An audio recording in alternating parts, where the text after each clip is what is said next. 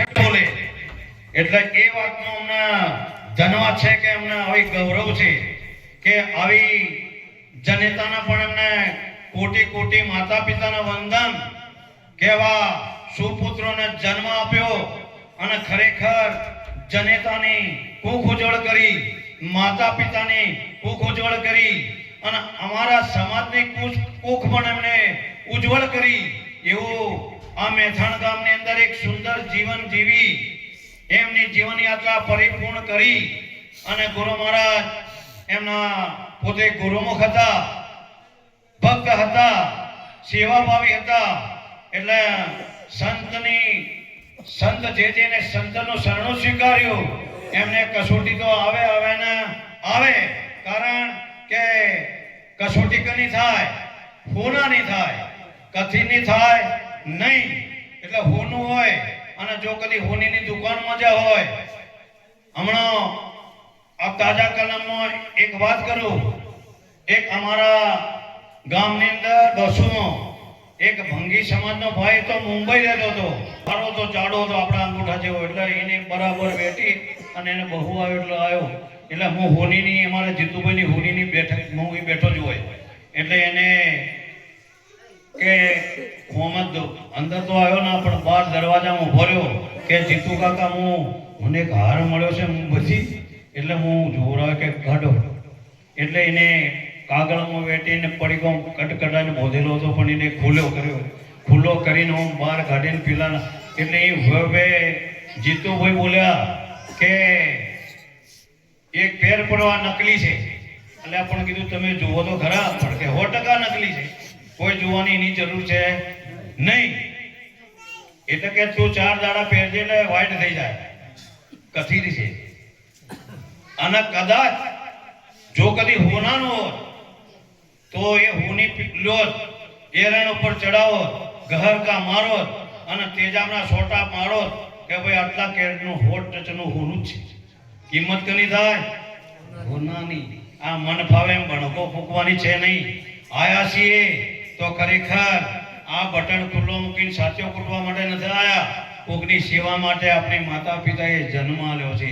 એટલે ખરેખર ધન્યવાદ છે ગાવા સંતને કે જો જુઓ અમારા મનુભાઈ. અને કે ભાઈ સંત બીજ પડતે નહીં, જુગ જાય અનંત, ઊંચ નીચ ઘેર અવતરે પણ કે રે સંતનો સંત.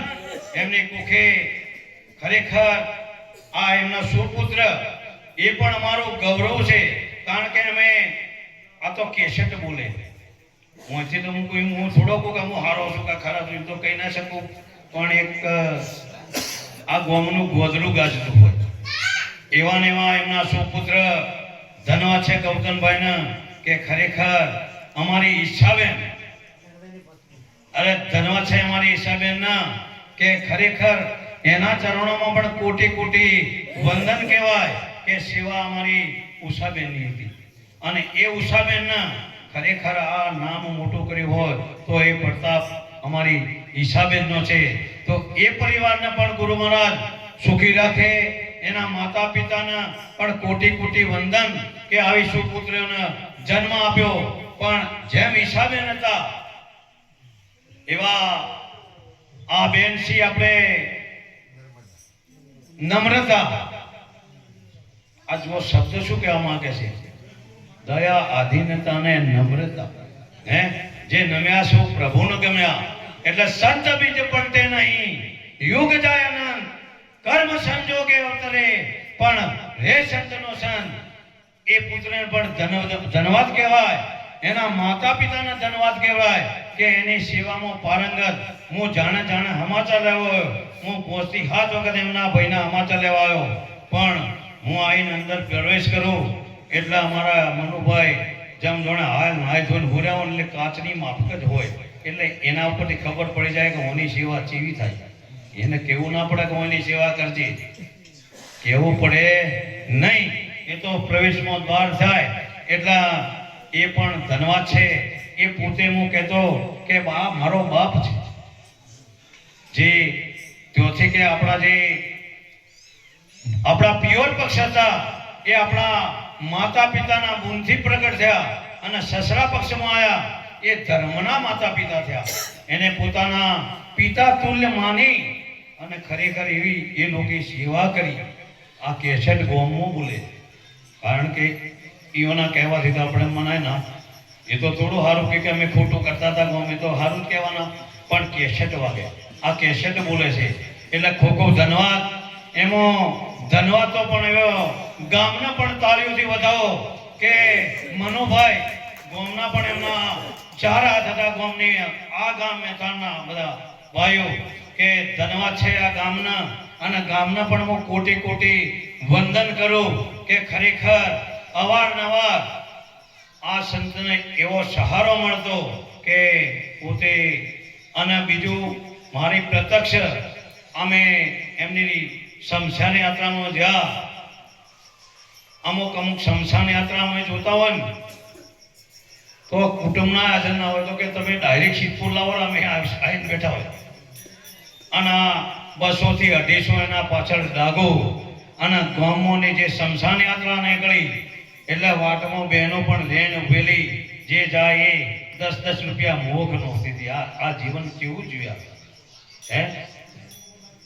કારણ જ્યાં સુધી લાઈટ હતું આ લાઈટ છે ત્યાં સુધી લાઈટની કિંમત થાય નહીં.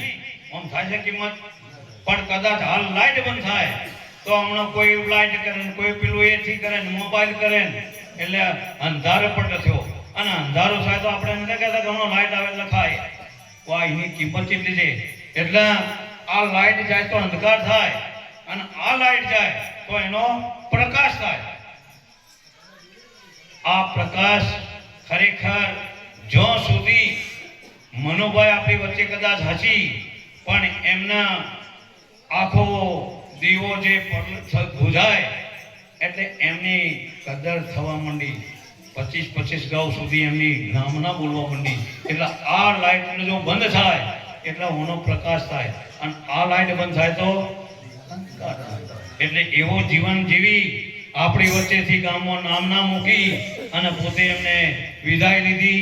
એટલે આ તો મનુષ્ય જન્મ કોટી જન્મના પુણ્યથી મળ્યો મનુષ્ય અવતાર, મળ્યો પણ માણ્યો નહીં ધીક એ અવતારને. આવો જનેતાએ પણ ધિકાર આલ્યો કે આવો જન્મ આલીને શું કરવાનું હે.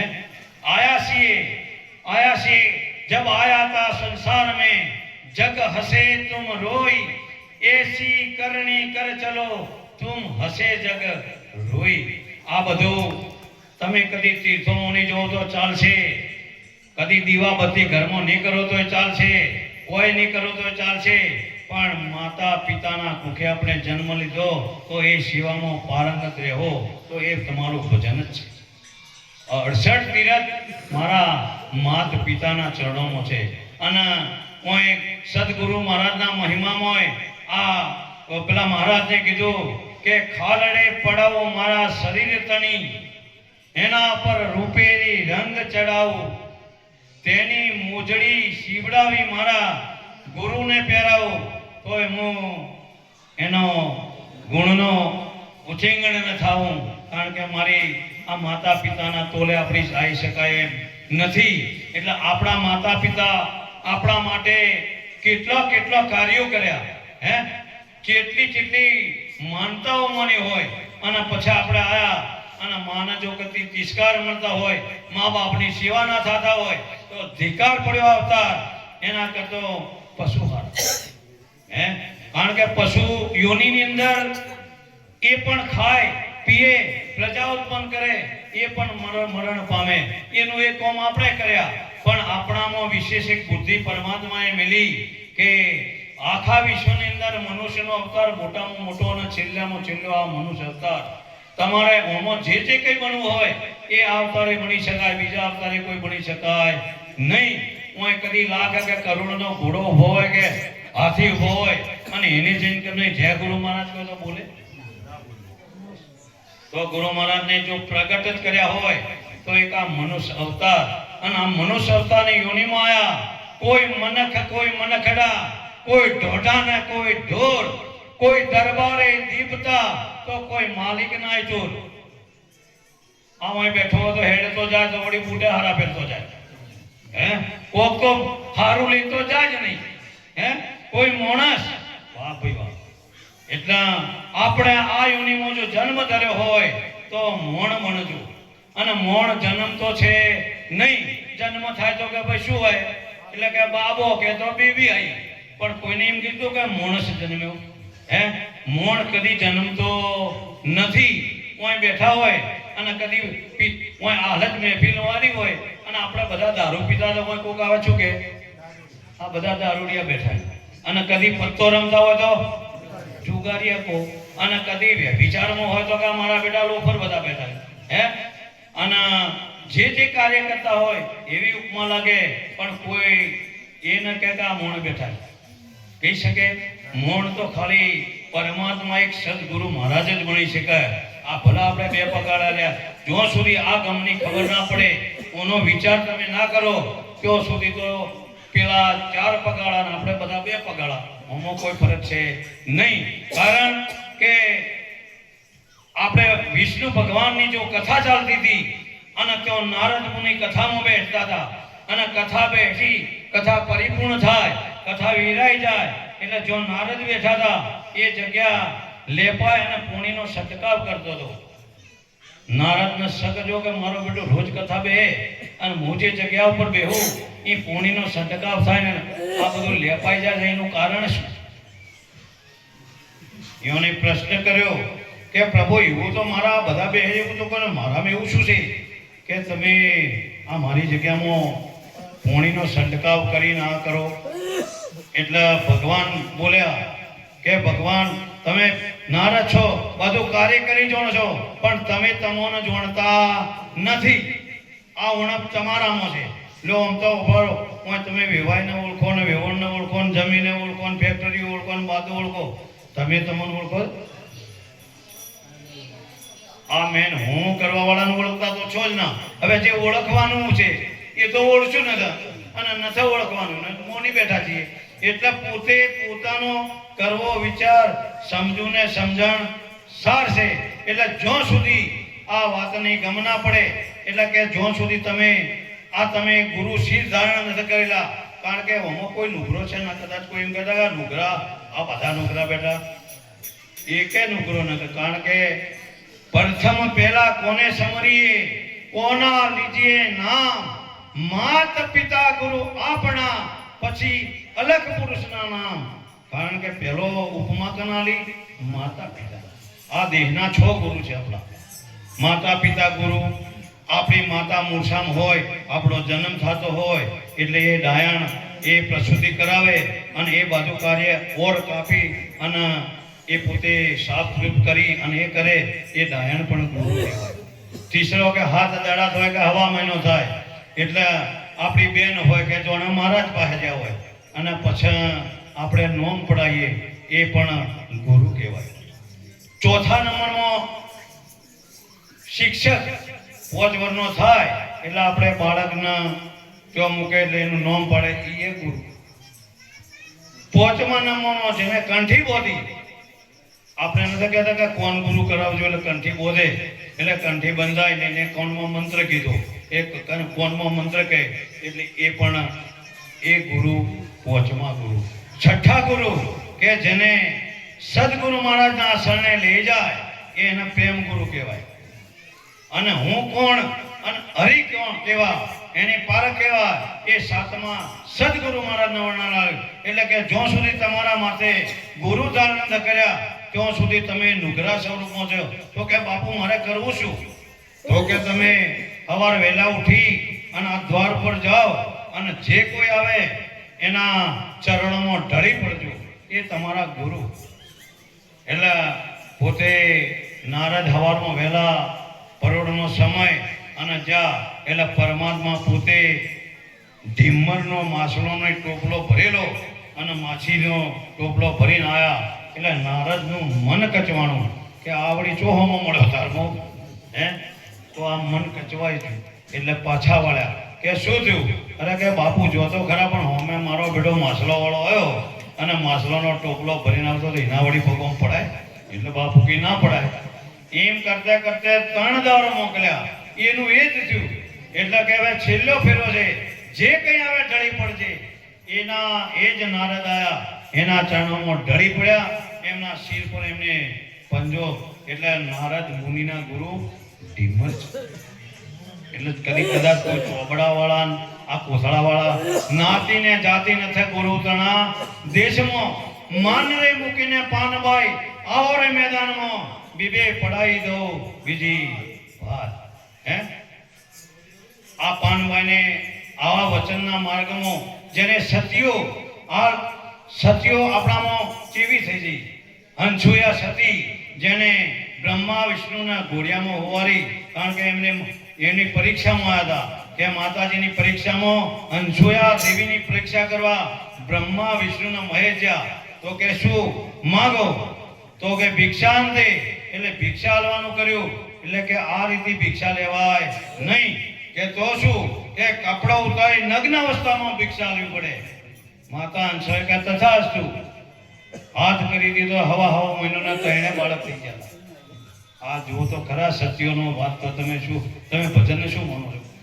એક શબ્દ ગુરુદેવ કા તાકા અનંત વિચાર, થક ગયે મુનિજન પંડિતા, વાંકો વેદ ન પામે પાર. જો વચન પકડીને ચાલ્યા તો તમારો ભેડો પાર થઈ જાય. કારણ કે જો આપણે કોઈ દાડો નાગણીનો એડો જોયો છે ને, એ દર ખોચ્યો લગભગ હો કે હવાઓ 1.5 એડો છે નાગણીના દરમાં. પછી નાગણી કોઈ હવે કદી બાધો એડો કોરે તો બાધા હેડવામાં રહે. એટલે એ જેનો સમય થાય એટલે એ એડો પી જાય. પીતે પીતે કદાચ કોઈ ફૂટી ગયું અને મોની અળે સુધી બહાર નીકળી ગયું તો 100% મણિધર પાકે ને કે બધો ડેડો જ છે. જો સુધી ઓની કમ ના હોય, ઓના નજીક ના જાય તો સુધી આપણે બધા ડેડા સ્વરૂપ જ છીએ. એટલે આવું જોઈ એટલે આયા છીએ તો કંઈક કાર્ય કરી લો.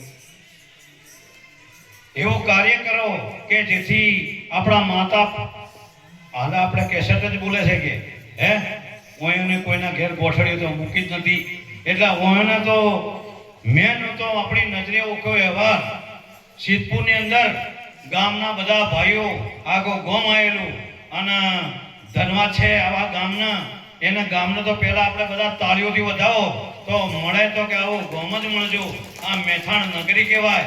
એક મને બોલાય કે ભાઈ આ રીતે કે આ ફોને બોલ્યા કે ભાઈ આવું નહીં. એટલે કીધું આ તમારું છે, ચા પોણી કરો. આપણે બધા તમે ના જમો, અમોને તો જમાડો. હિદાતા ના રહેતા બધા મળીને આવ્યા. 10,000 રૂપિયા મારા હાથમાં આપ્યા. ખરેખર ધનવાદ છે આ ગામના. આખો ખર્ચ ગામને ઓઢી લીધો અને અવારનવાર સેવા કેટલી છે તો કોઈ બાકી જ નતા. અને 7,000 રૂપિયા જે દાડે આપણે લોકાચારાના દિવસે હતા એ દાડે પણ ગોમ. હવે આ ગોમનો જો કદી આપણે અહેસાસ ભૂલી જાય તો ખરેખર આપણી જન્મીને ફર્યા એનો ઊણો કહેવાય. એટલે જે ગામના, કારણ કે અમારા ગૌતમભાઈ એના કામનો તો વિષય છે નહીં. એટલે જો આ ગામને એમના પોતાના દીકરા તરીકે રાખ્યા અને એ મારા આ બધા ગામના જ બોલ્યા હતા કે અમે એનાથી ખોટા નહીં રહીએ. ગોમ બોલ્યું તો હું ગોબડતો હતો કે અમારો સહારો એ અમારો કુટુંબી છે. આ બધા પરિવાર, પ્રજાપતિ પરિવાર અને બધા પરિવારો હતા. અને આ બધું અને હું આવું એટલે અમને તો એવું અલગ લાગતું જ નથી. આ બધા ભાઈઓ છે જોણાયાનું કટમ જ અમને એવું લાગતું નથી. એટલે જીવન પોતે કેવું જીવ્યા, હે જેટલું જીવ્યા એનું કોઈ માતમ છે નહીં. ભલે કદી 100 વર્ષ હોય કે 80 વર્ષ હોય પણ જીવું જીવ્યા. 39 વર્ષની વયે સ્વામી વિવેકાનંદને ધર્મના ડંકા બજાવીનો છે. અને માતાજી પોતે વિદેશમાં સંચરવા જતા હતા. વિવેકાનંદ એટલે માતાજીની રજા લેવા માટે ગયા કે માં હું વિદેશમાં સફર કરવા માટે જઈ રહ્યો છું. આ ધર્મનો પ્રચાર કરવા માટે જઈ રહ્યો છું. હું તારા ચરણોમાં રજા માંગુ, મને રજા. એટલે માતા બેઠા બેઠા શાકની સાફ સફાઈ કરતા હતા. એટલે કે બેટા મોંથી સરી લાવ. પોતે માના અંદરથી પોતે ઘરમાં જઈ અને સરી લાયા. અને સરી લાઈ અને જે અણીવાળો હાથ પોતે વિવેકાનંદ પહેર્યો અને હાથાવાળો ભાગ માતાને આપ્યો. એમને ધન્યવાદ આપ્યા કે તારા માટે બધા દરવાજા ખુલ્લા છે, તું ધર્મનો ડંકો બજાવીશ. કારણ પરીક્ષા કરી માતાજીની. પેલો ચાકુ લઈને મોની આવ્યો એટલે ચાકાવાળો ભાગ એ હાર્યો હતો અને હાથાવાળો ભાગ માને આપ્યો. અને હાલ કદી આપણે મંગાવ્યો હતો અને આપણા માં હમે રાખવાનો હાથો આપણે હાર્યા હોય કદી સુકોને આવે તો ઓગળી નહીં કપાય કે. એટલે આ પરીક્ષા કરી અને જેને ધર્મના ડંકા બજાવ્યો છે અને આપણે પોતાની એ મોણતાને આપણે પૂછીએ